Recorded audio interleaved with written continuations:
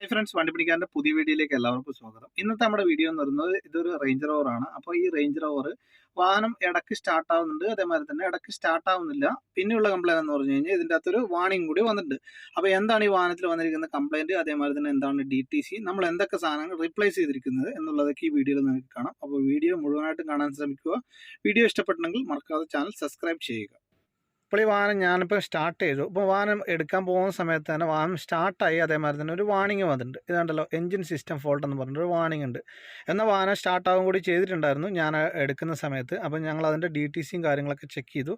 DTC കാര്യങ്ങളൊക്കെ കുറേ ഉണ്ട്. അതേമാതിരി തന്നെ സ്റ്റാർട്ട് ബട്ടൺ സർക്യൂട്ട് A, അതേമാതിരി തന്നെ സർക്യൂട്ട് B എന്നുള്ള ഫോൾട്ടൊക്കെ ഉണ്ട്.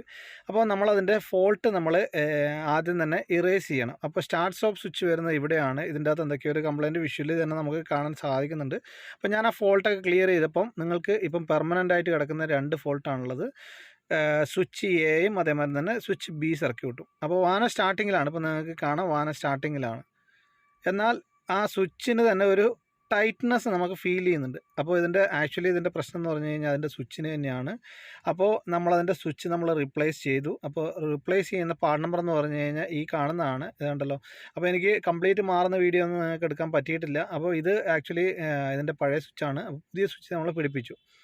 കണ്ടല്ലോ, ഇതാണ് ഇതിൻ്റെ ഫുൾ സ്വിച്ച് വരുന്നത്. അപ്പോൾ ഇത് മാറുന്നതൊക്കെ വളരെ സിമ്പിൾ തന്നെയാണ്. ഇതിൻ്റെ ലോക്കും കാര്യങ്ങളൊക്കെ കറക്റ്റ് പ്രോപ്പറായിട്ട് അതിനെ അയച്ചു കഴിഞ്ഞാൽ നിങ്ങൾക്കിത് മുകളിലോട്ട് ഇതേമാതിരി ഊരിയെടുക്കാൻ സാധിക്കുന്നതാണ്. അപ്പോൾ ഇതിൻ്റെ അകത്ത് വലിയ എന്താ പറയുക, റിസ്ക്കോ കാര്യങ്ങളോ ഒന്നും തന്നെ ഇല്ല ഇതിൻ്റെ സ്വിച്ച് മാറുന്നതിന്. അപ്പോൾ ഇതാണ് ഇതിൻ്റെ മെയിൻ സ്വിച്ച് എന്ന് പറയുന്നത്. സ്റ്റാർട്ട് സ്റ്റോപ്പ് സ്വിച്ചാണ് ഈ കാണുന്നത്.